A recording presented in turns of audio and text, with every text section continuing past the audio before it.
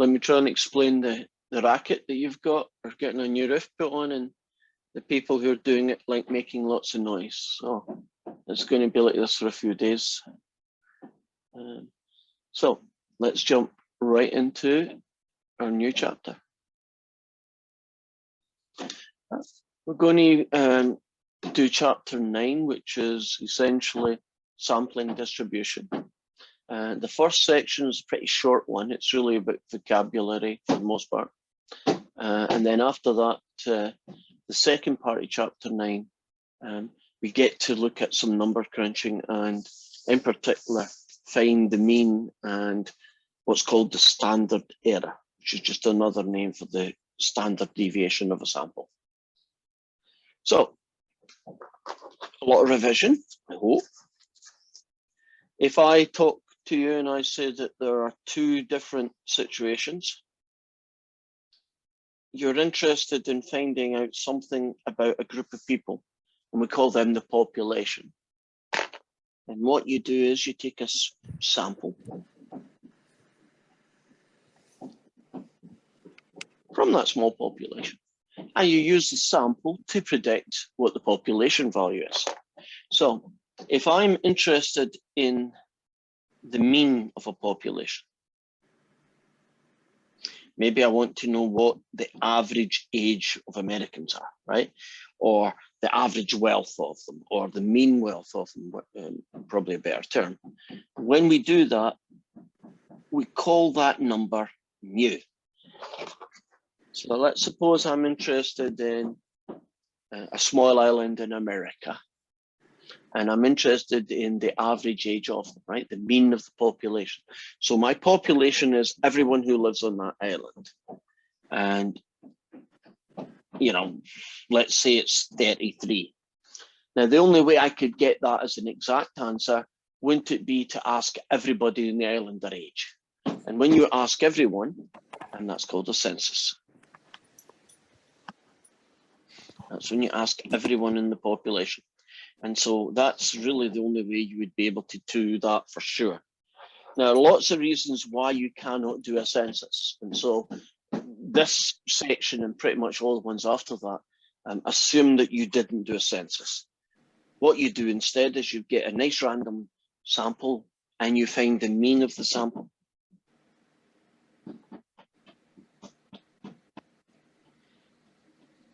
We use that symbol, which you read out loud as X bar.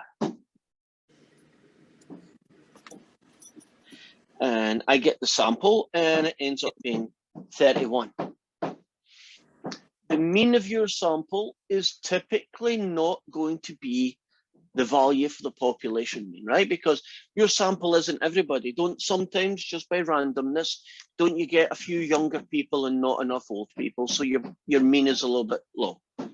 Of course, every time you take a sample, won't you get a slightly different mean each time? Most of the time, at least.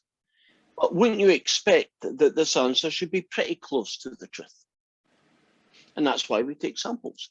We are reasonably sure that as long as we do everything right, that the answer that we get from the sample is going to be very close to the one that we're really looking for, which in this case is the population mean. Second kind of story also involves a population. And again, taking a sample of them.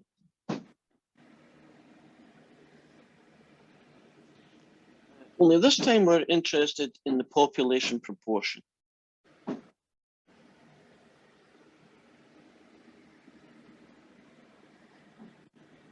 So let's suppose the population is voters in Bremerton, right? People who can vote in Bremerton. And you are interested in what proportion are going to vote Democrat, say in the next election. Now we call that guy he. And it equals, let's say it equals 0.53. Now the only way I could do that would be to wait until the election happened, right? And then once everybody had voted, we would count the votes, right? It'd be a census essentially. That's not an election is just a census, right? Because everybody takes part who's want to take part and they voted. So what would happen is that we could get a proportion from the sample. And I'm going to do a quick mute again, so we don't get our background things. So you do a sample proportion, and in a sample proportion, it's called p hat.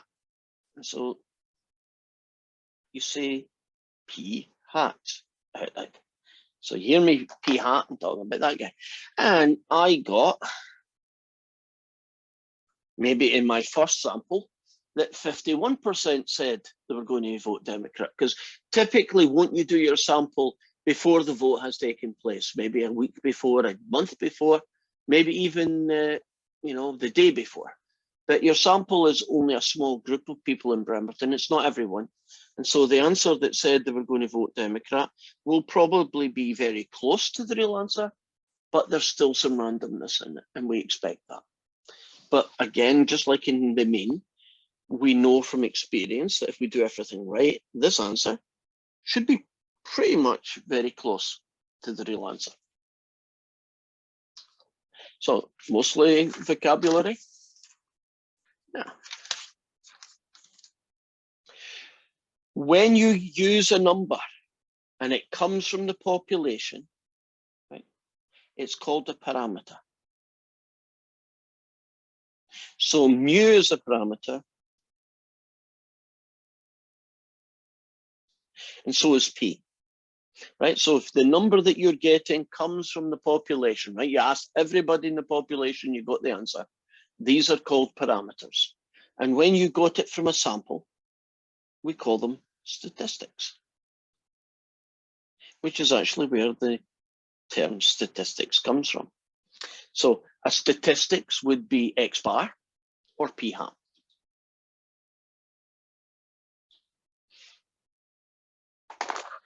So far, so good? Are we comfortable with parameter, statistic, population, sample, p hat, mu? Oh, I should have put that one down, shouldn't I? That little Greek letter is pronounced mu.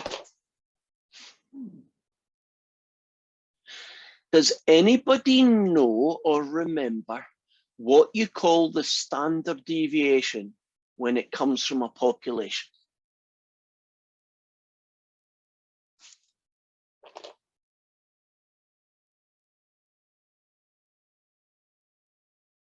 Can you remember what it was called when it comes?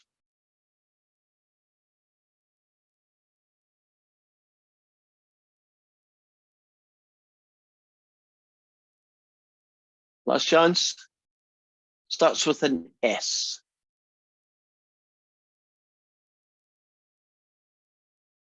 It's that guy. And we pronounce that as sigma. And when it's this fella, when it's a statistic from a sample, we have a number of names for it, sometimes called SX, sometimes called SD. And you'll find out that it's also called SE. Right, that's me covered as much of the vocabulary as we need. So let's look at some homework questions just to see what these are like. The first section, I think it's only got 10 questions in it, but most of them are just regurgitating, what we've done. So can I make this a little bit bigger? Hopefully I can. Right, in each situation, explain whether the number, right, the value given in bold, which in this case is that guy there, is a statistic, which means that number came from a sample, or it's a parameter, which means that that number came from a census of a population. So a polling organization samples 1,000 adults. I'm stopping there. would you agree the minute they say they sampled some people, isn't this number going to be a statistic? Right? And it's a sample value. Right, in the year 2010, the Census Bureau found out that the median age of Americans was 37.2 years, right? Is that 37.2 years a statistic or is it a parameter? It's a parameter. And which one of the two parameter ones are we going to tick? Is it a parameter because it's a population number, or is it a parameter because it's a sample number? It's a population value because it's from the census. Right. Isn't that just basically regurgitating meanings of things, right? So you get 4 or 5 choices, you pick them. So hopefully the rest of them won't be too bad. A polling organization plans to sample 1,000 adults, and they're using it to estimate the proportion of Americans who think crime is a serious problem in our country. In the context of this poll, explain the difference between a statistic and a parameter, and what is the parameter of interest in this polling organization, and what will be that statistic? Okay.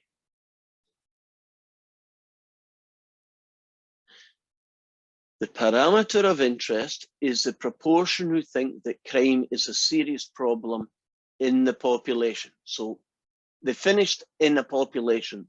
That's how I knew it was a parameter. Does that make sense? So the parameter of interest is the proportion of Americans in the population who think crime is a serious problem. The statistic is going to be the proportion of that 1,000 people in the sample who think it is a serious problem. And it's valuable we know after the poll is taken. The statistic will estimate the unknown value of the parameter. Are you comfortable with the sentence and how we came about? Statistic is something to do with the sample, right? It's a number that you get from the sample, and a parameter is the number that you would get from the population. So next one. Some stockholders want to know whether the mean salary for male employees in a company is higher than the mean salary for females. Okay, so we're looking at some equity issues. The company allows them to access the salary of, and here's the key word, all of their employees, which happened just to be 100 male and 100 female. And for the men, it was 54, and for the women, it was only 50, right? So these are the two means: 54,000 mean salary men, 50,000 and a bit for the women. Are the mean salaries in this question a statistic, or are they a parameter?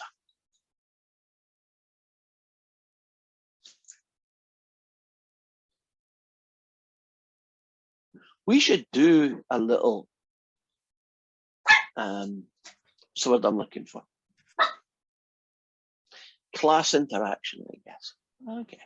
I was going to say, I think they're statistic. Do you think it might be a statistic? Well, let's do a little voting thing. Sorry, I don't know. Right. If you think it's a statistic, you do the thumbs up, right? And if you think it's, we do this. If you think it's a statistics, you say yes. If you think it's not a statistic, you'll say no. Right? So in this question, they asked all of the people, right, what they were, what they earned. Is that number a statistic or a parameter? And we are getting the majority vote on no.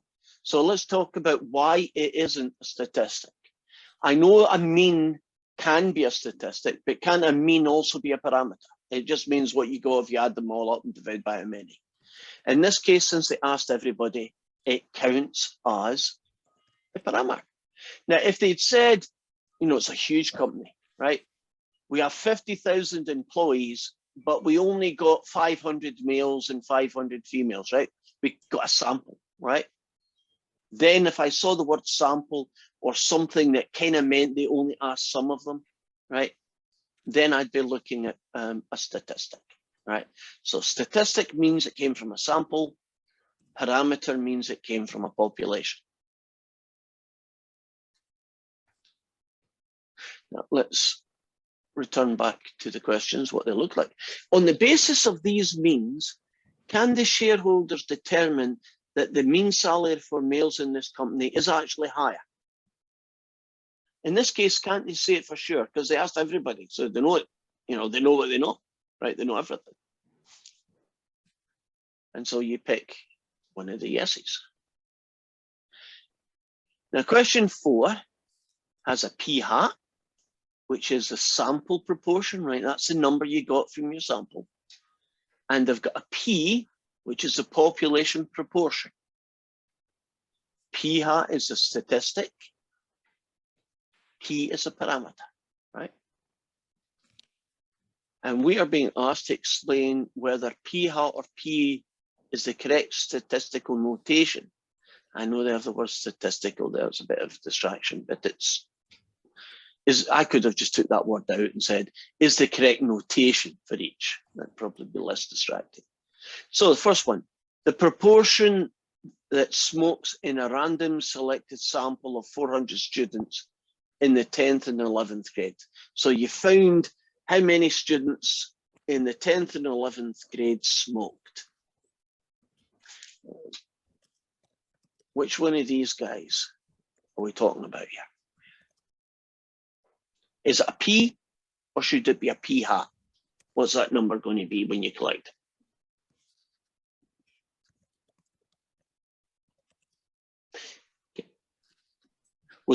Did it come from a sample? Wouldn't it be p hat? Becomes a p hat, and it comes a p hat, and it's that one because it's from a sample. In fact, if it is p hat, won't it always be this one and never that one? And if it's p, won't it always be that one? Right? But never the one above. So 2 of those answers are always going to be wrong, right? The proportion that smokes amongst all students in the 10th and 11th grade. Now, it's very often easy to miss, but whenever I see the word all, don't you think census, right? They've asked everybody. And so in this case, that is going to be P, right? Population proportion, and it's a sample proportion. The proportion that are left-handed in a sample of 150. In fact, in a way, the last one was incorrect. It's Oops. P is correct, but this is a population. Oh, I put it in the wrong portion. place. Yeah. I keep telling you the only one that's right, and then I put it in the wrong place. Right. In this last one, the proportion of people who are left-handed. Now, the key word here is sample, isn't it? You know, if it's a sample, it's going to be a p hat. Here's a similar question where you're either going to use X bar as the number, or you're going to use mu as your number. If you know it's a sample, it's X bar. If you know it's a whole everybody, right, a census, you use mu. In a random sample of 300 parents at a school district, 118 supported a controversial new education program. The purpose of this study was to estimate the proportion of all parents in the school district who support it, right? Okay. What is the research question of interest? Well, we are interested in this bit here, right? The proportion of all parents who support the new program. Right. What is the population parameter going to be? The proportion, right, of those who like it, 42% in favor, whatever it may be. What is the correct notation to use, right? Symbol. Well, in this case, isn't it a P for proportion? 42% are in favor. What is the value? Well, wouldn't that be 118 out of 300 and round it to 4 decimal places. So it was 118 out of 300, which I'm now going to do in my calculator. And to 4 decimal places, that is equal to 0.393, oops, 33. So all they want is that guy.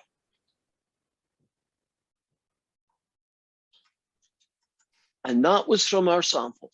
So what is the appropriate notation to use? That guy, right? P hat, that was my sample value. I'll let you, that one there's kind of similar story. Question 8. Consider a situation in which a sample of 100 SAT scores is taken from the population of everybody who took the test.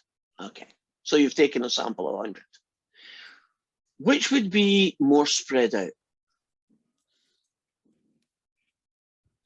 The sampling distribution of the sample mean for 100 SAT scores, or a histogram of the 100 SAT scores reported in just one sample? Ah, right, then we need to change that before we answer that. We're going to look at a new guy in town. It's called the sampling distribution, which is what that question is about.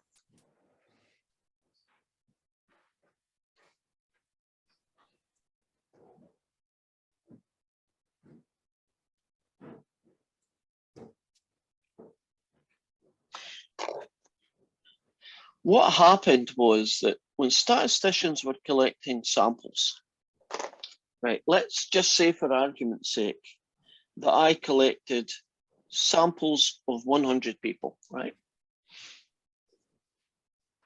And I found that their average age when I did the first sample, right, was 37.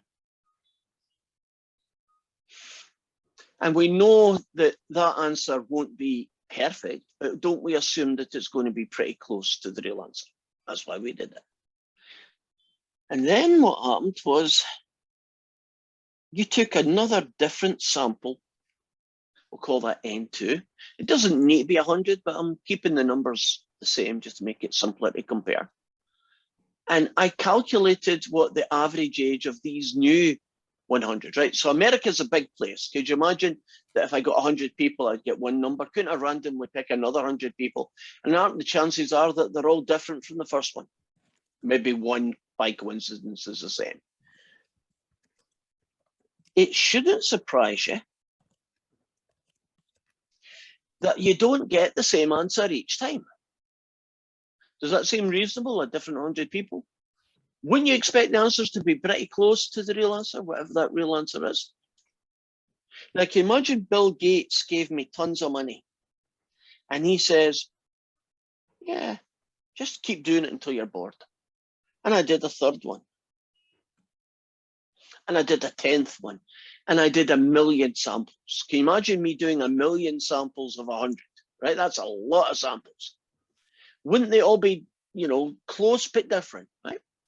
Can you imagine I then collected all my samples?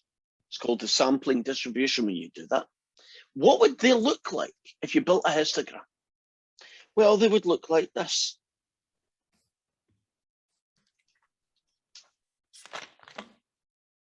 Does that seem reasonable that they would look like that? Wouldn't most of them be right near the middle? Actually, that's where the population mean would be as well, right? So right in the center, that's the population answer, right? That's what it really is if you did the census. But you do get some variation. And in fact, now and again, don't you get answers that are miles away from the right answer? Couldn't it just be one of those bad days where you found 100 people in your random sample and just by sheer randomness, there was a lot of young people in it and you ended up with, you know, 30, right? You could get an average, say 30, right? Or couldn't you get a horrible answer like 45, you know? Right, you just got a lot of old people. Now, can we pretend that we knew the right answer was 38, right? Bang in the middle. That's called the sampling distribution. And what that tells us is why we can do what we do. Most of the time, won't our samples be really close to the real answer? And exceptionally different answers are pretty rare, right? Do they happen? Like everything in the world? Yes. I mean, couldn't you just randomly pick 5 people and they're all mass murderers? You'd be very unlucky if you randomly did that. So it reminds me of a joke my wife told me. So I've got to get it out. This guy was hitchhiking on a dark, narrow, scary road. And a truck pulls up and he gets in and he sits there and he's driving along and the truck driver's beside him. So the guy enters into a conversation and he says to the guy, he says, you know, picking up strangers is quite dangerous. What's to stop me being a mass murderer? And the truck driver turns around and says, the chances of 2 mass murderers in the same truck is very small.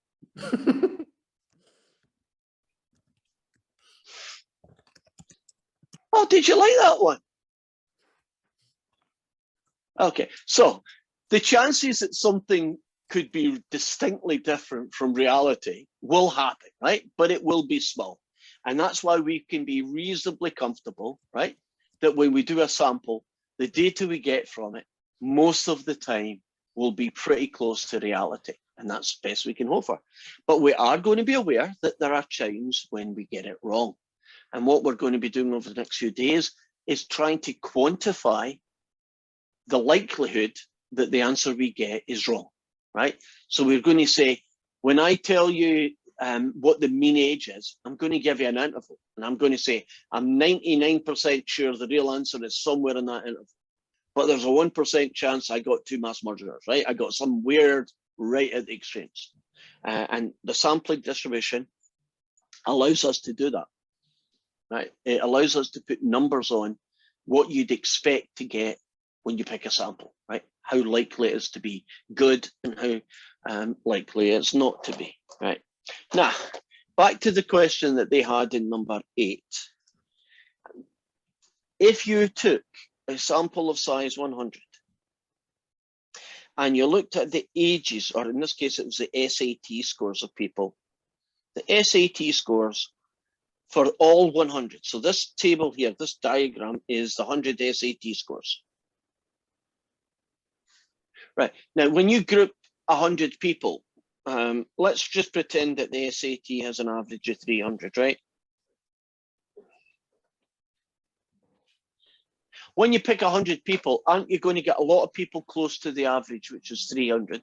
But aren't you going to get some really exceptional people at the high side and some not so exceptional people at the lower side for the SAT? So what would happen if you take the 100 and you find its average? Well, that's one number, isn't it? Just one number, right? Now, if you did it 2 times or 20 times, right? A sample of 100 got the average, another sample of 100 got the 100. What you will find, and you're going to have to trust me on this, is that the distribution, that's the sampling distribution,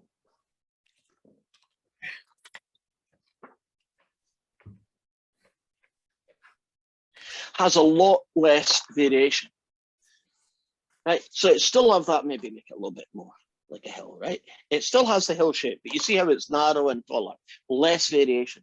So let me try and argue why that happens. If you pick 100 people, isn't it possible at least that you'll get some 200s and some 400s, right? You'll get some people really big. Doesn't that mean there's a lot of spread in your data? If you take 100 people and average them out, won't that 1 or 2 really big scores be kind of balanced by that 1 or 2 small scores? And so you tend to get numbers that are much closer to the middle because of that. And that's what's going on here. So when you come to do question 8, you're going to look at the histogram is going to be less spread out when you do a sample and more spread out when you just do separate people. And I think I'll return back to their questions for the last 2, and then we'll do some number stuff. In question, hopefully you can see this, in question 9, use one of those 4 symbols, do you know the ones we've got, P, P hat, mu, and X bar, would be used in which of these stories? So, the mean of a sampling distribution of the sample mean. Oh. So, the mean of a sample distribution is going to be the same as the population mean. So, remember my 2 pictures, they're still in the center. That's what that is. One value for the sampling distribution of the sample mean. One value is just X bar. If it's a sample distribution, oh, it's a sample mean, it was X bar. I'm right. Same kind of question, number 10. We're done. That's us got the kind of the intro over with, right? The vocabulary and a little bit of detail.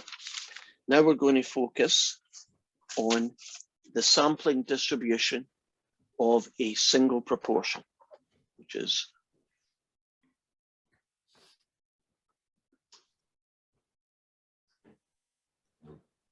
oops, better return back. So we're going to look at the sampling distribution of a single proportion.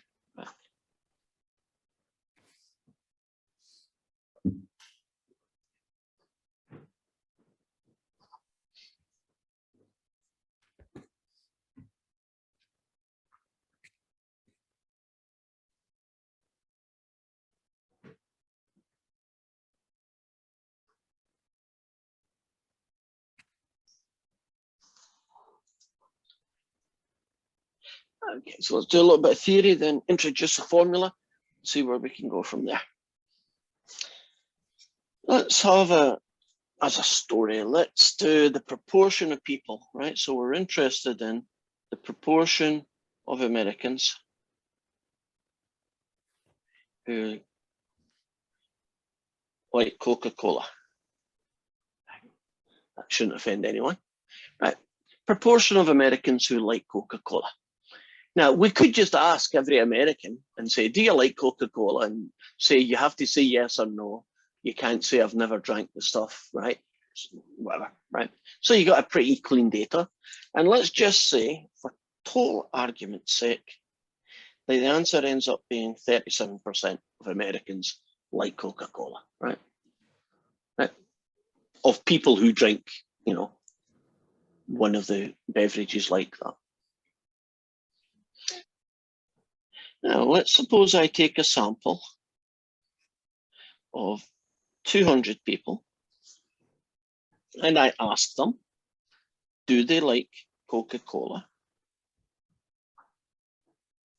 And 62 of them said yes. And in this particular sample then, when I get 31%, right? And I guess I should put a little 1 in that because that's my first sample, right?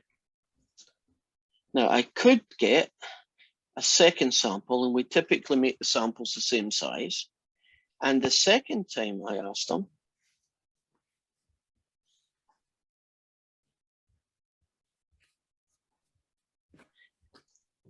oh, I nailed it, right? Didn't I actually get the same answer as the entire population, right? And then one last time.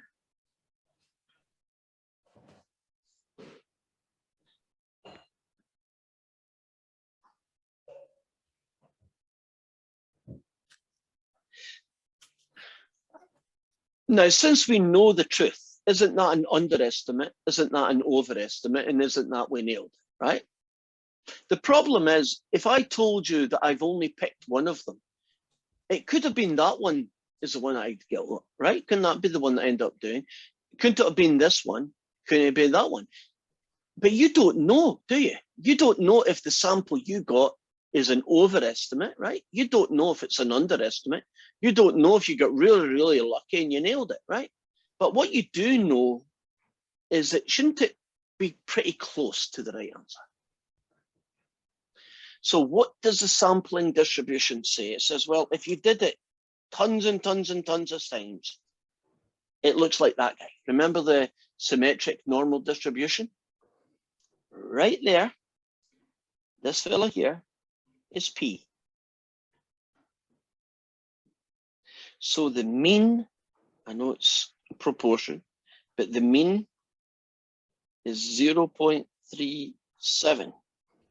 So the mean of the standard, the sampling distribution, P, is 0.37. Now, the standard error, which we use that, so I'll write down its title. The standard error of the sampling distribution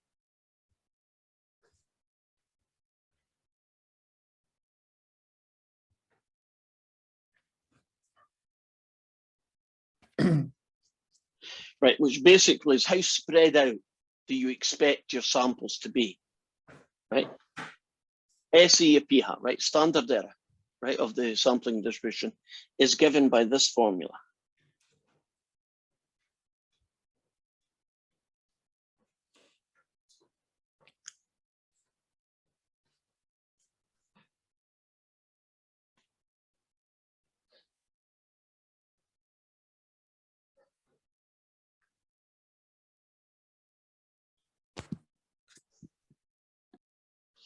It's the same formula, but one of them uses P and the other uses P hat. Do you see this? Now, the one that uses P will get used if in this story, they tell you this magic number, right? Oh, we already know it's 0.37. We were just taking some samples to see what would happen, right? That kind of story. If you know what it is, you use it. But in reality, isn't it more likely that all you've done is one sample, right? I've collected 200 people and this is the ones. So in reality, this is the formula that you typically use, right? And what that does is it tells me how spread out my data is. So let's suppose I do one on IQs. And so I'm interested in, let's say, the proportion of, let's pick on them again, football players that have a high IQ. So I've decided that a high IQ is bigger than 120, right? So I go and I collect a sample of 500 American football players, right? Some are at college, some are professional, some do it for fun, whatever it is, right? I just want to know what proportion of them have a high IQ. And I got the 23 of them had a high IQ. And I'll turn that into a decimal because it's typically easier to deal with.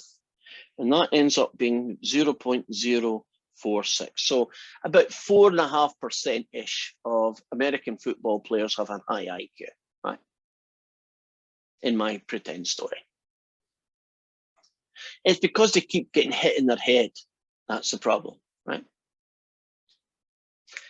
Now, the standard error of the sampling distribution is the square root of p hat, 1 take away p hat, divided by the sample size, which is n.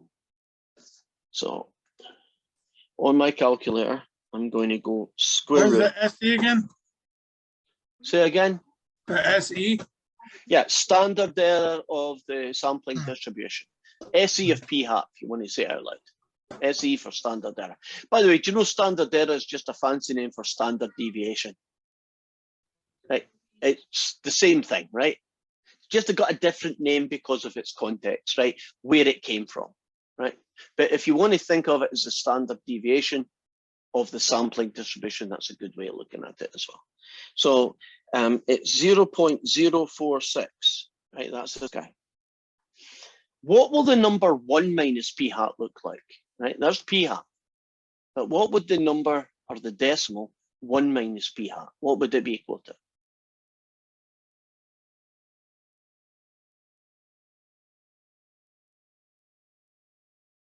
Any takers? 0.954. Okay, so it's going to be the square root of 0.046 times 0.954. So 0.954 divided by 500.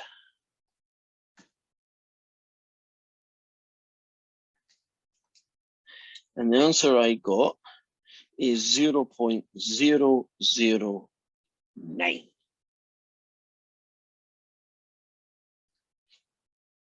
Now you can use those two numbers, right? P hat is that guy, and the standard error of P hat, which is that guy. And you can now create what the sampling distribution would look like. Now, right in the middle is your estimate, oops, of what the thing looks like. And then couldn't you go 1, 2, 3 standard deviations, 1, 2, 3 standard deviations either side. For instance, if you just went 1 standard deviation, you'd add this to this number and you'd get 0.055. And if you took it away, you'd get 0.0. Going away from that guy gets you 7. And if you went another one, another one, another one, another one. Now, that's 1 standard deviation away from the mean. This is 2 standard deviations away from the mean. Okay, what percentage of the data is typically 2 standard deviations away from the mean? Can you remember? It's called the empirical rule. So we're returning to that guy. 95%. Correct. So if I did p hat, the middle, and I add and subtract 2 standard deviations, right? The standard error does the same job. I get 0.046, give or take 2 lots of this guy, which is 0.018. And again, I'll do that in my calculator.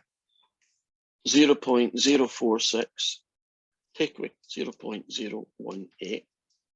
And on this side, I get 0.028. And then it goes all the way up to 0.046, add 0.018. And the answer I get is all the way up to there. Now, if I convert these into percentages,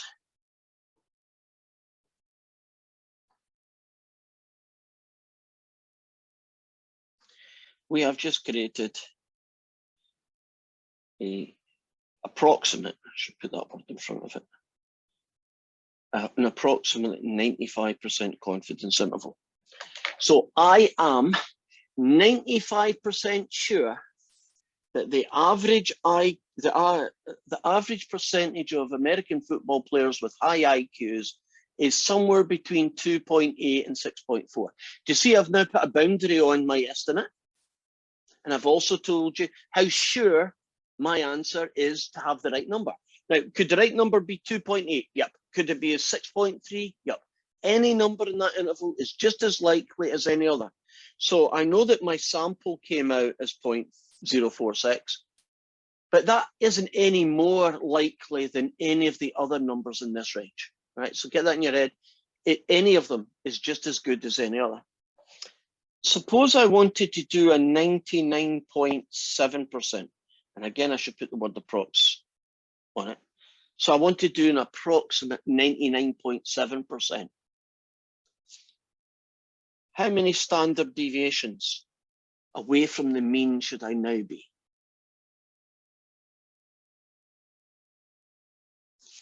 Two standard deviations gets you 95%. Right? One gets you 68, nobody wants that one, right? Two gets you 95, that's pretty good. But what does 99.7 get you? How Is it many? 3 standard deviations? Yes. So what you're going to do here is 0.046, give or take 3 lots of these guys, which is this. And that gets you, God, 1319, 0.019 up to, so somewhere between 1.9% up to 7.3%. Now, I'm not 100% sure, but isn't 99.7% sure pretty good? In other words, I would be 99.7% sure that the percentage of American football players with a high IQ is somewhere between, what, 2 and 7% roughly.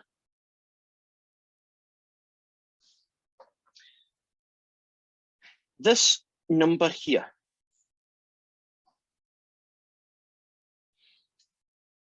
is called the margin of error.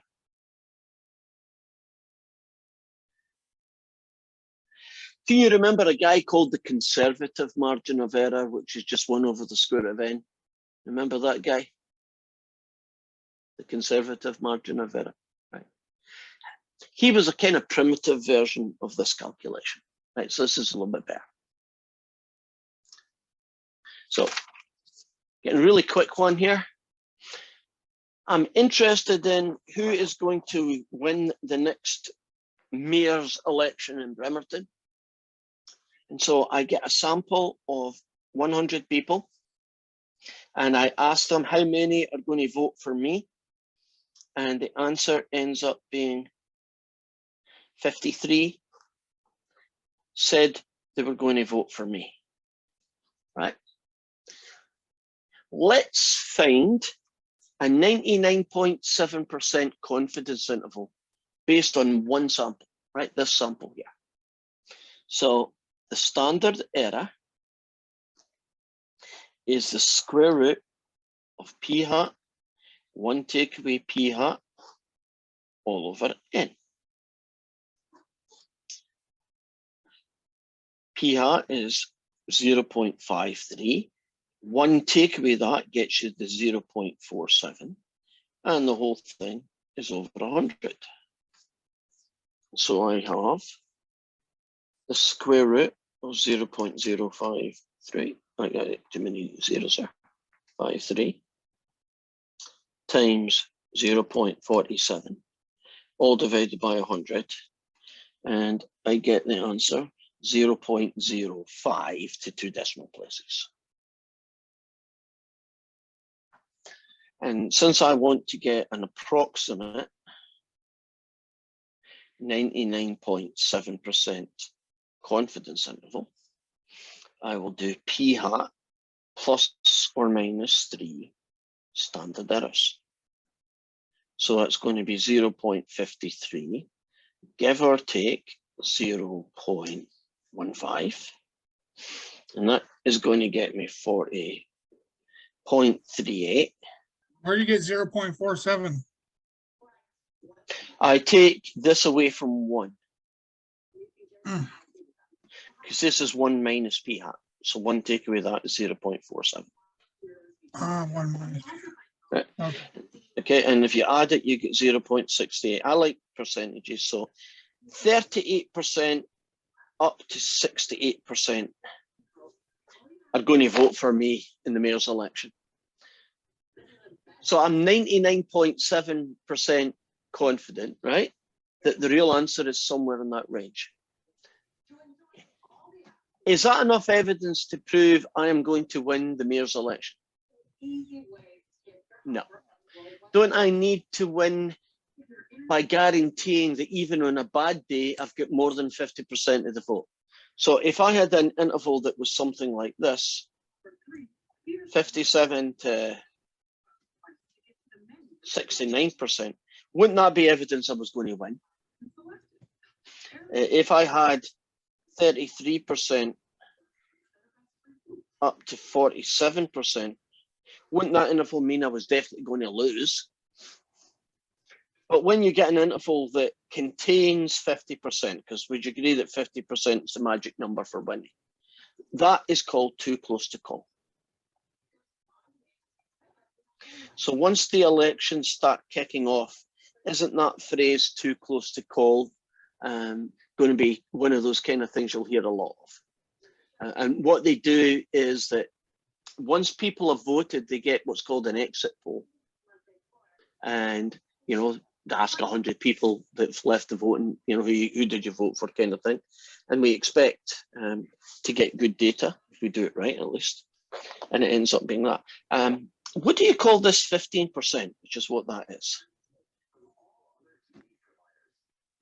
What name do we give to that 15%? It's 3 words. What's that number called? Margin of error. Margin of error. That's the one. So when they say it's within the margin of error, right? They're saying, look, we can't tell who's going to win. I might win. I might lose. What's the only way I could get better data? There's only one thing I can do that could help me decide what the real answer is. Am I likely to win or am I likely to lose? There's only one thing I can do.